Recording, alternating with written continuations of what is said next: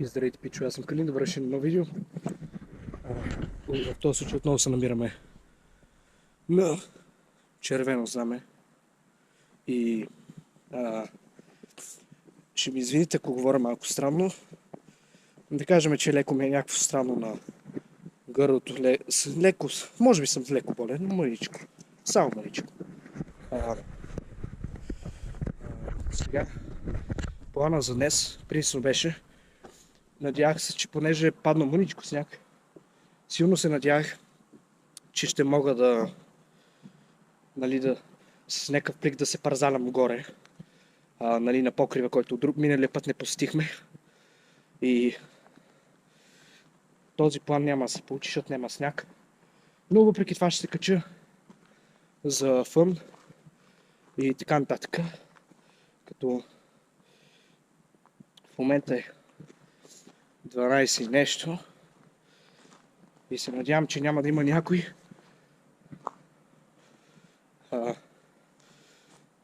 Там е жълто този покрив, който понякога просто забравяш, че той е там. Да, и схемата е следната.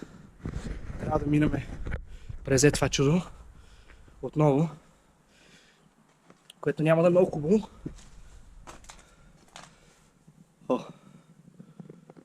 Бях забравил колко е уникално това.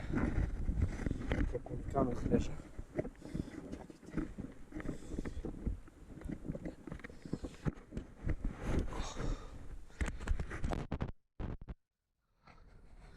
Така. Чакайте. Добре, всичко трябва да е както трябва. Да видим как ще се кача. Защото ако знаете колко спомени имам от този покрив, супер много пъти съм бил тук. И съм бил преди с хора. И беше много яко чувството да се качиш. Теба. Добре, че без руса запране. Хубаво е да си качиш и да можеш просто някакво да си седнеш, да хапнеш или такива глупости правихме с тогавашната компания, която сега вече малко деба, издадох шум. Малко тая компания малко вече не съществува, но аз продължавам да си правя моето, както винаги.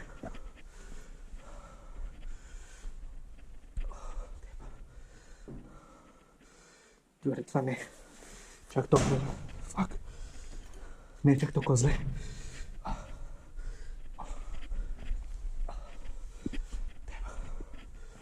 Да. Не, брат. Всичко падна в водата. Деба, все тая. Тук забравих, че става меко.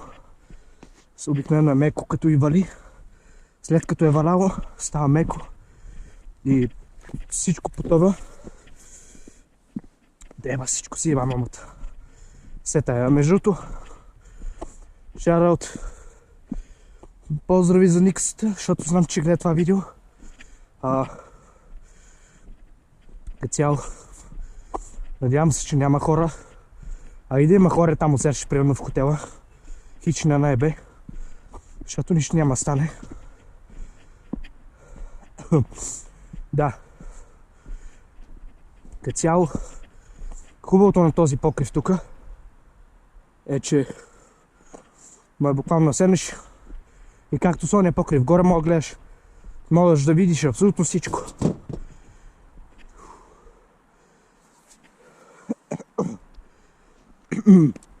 Да, уникално. И аз, честно казвам, не виждам никого. Но е съвсем възможно да има някой. И знам, че е глупава идея, но ще си сваля якито, защото понеже е ярко, може би все някой ще ме спотне от там някъде. Затова просто ще го направя anyways. Което не е добре, имайки си предвид, че... Какво стана, бе? Аз чух нещо. Имайки си преди, че съм леко болен, идеята не е добра, но риск печели, риск губи, налага се.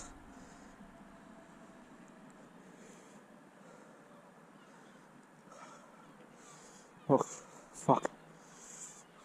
Чувам някакви птици.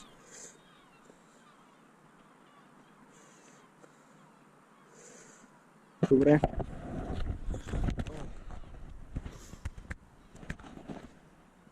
Добре.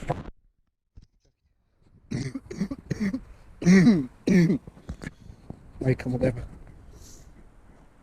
Да. На върха сме. За пореден път сме на върха. Yes. И... чайте да си намеря място къде да седна. Само се надявам, че няма някой да ме види. Затова ще бъдем внимателни. Вече всичко се изсапа. То си беше за пране. Майка му. Тревожете. Всичко е на как трябва. Като цяло, готиното е, че да, точно нали, може да седите така групичка хора и колко пъти съм седял и сме яли тук, така нататък. Дайте да видя, моля ли да я поставя някакси някакво нещо така. Например, actually, стой мирно, добре.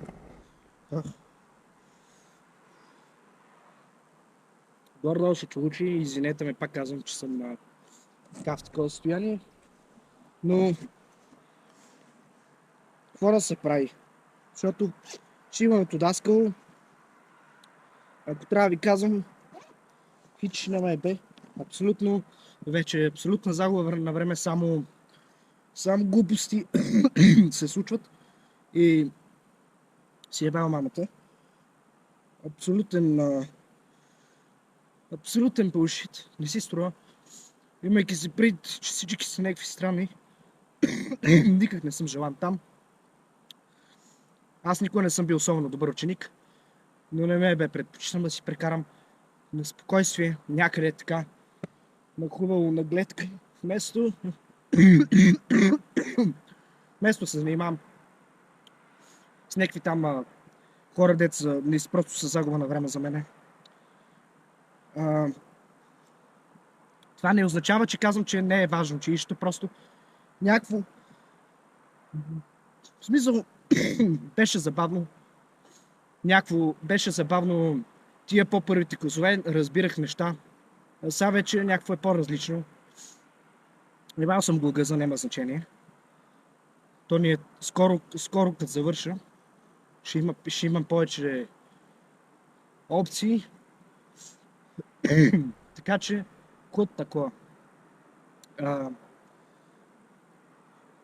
Много е хубаво тук. Като цяло... Деба. Даже сега ще си проверя. Това дали са ми писали някакви пресоти. Тъпото школа, бате, умрялото школа. Школото, не школа.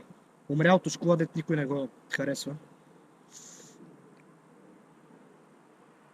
Всичко изглежда как трябва. Да, обзето.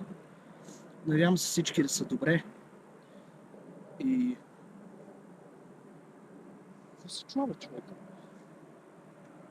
Аз ли си въобразявам? Хора, много се извинявам, ама GoPro отново малко се... пак падна батерията, в смисъл... Аз... нямах време да го зареждам и без друго, но... Ко се оправдавам? Все тая вината си е моя, просто... пълен тъшак. Но все тая... едва ли чак толкова лошо. Както бях казал и преди, едно време снимах само с телефон, нямах камера. Това беше OG начина да качваш съдържание, така че не виждам нищо лошо в това. Хора, аз мисля да си тръгвам. нарадвах се на уникалната гледка, която е, нали. Overall, това е едно от тия места, където буквално можеш буквално винаги идваш, супер лесно е, защото по едно време имаш охрана, а сега пак е лесно се влиза. И буквално това е място, което ще ми остане в сърцето, както съм ви казал. Толкова спомени, толкова хубави неща, една от най-известните локации в града, бих казал. Просто изключително място с изключителна история, много тъжна съдба има.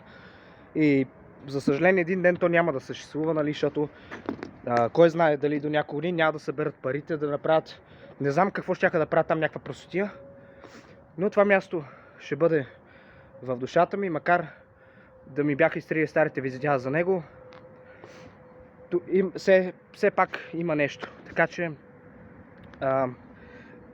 това ще бъде от мен, пичове. И до нови срещи. Peace out!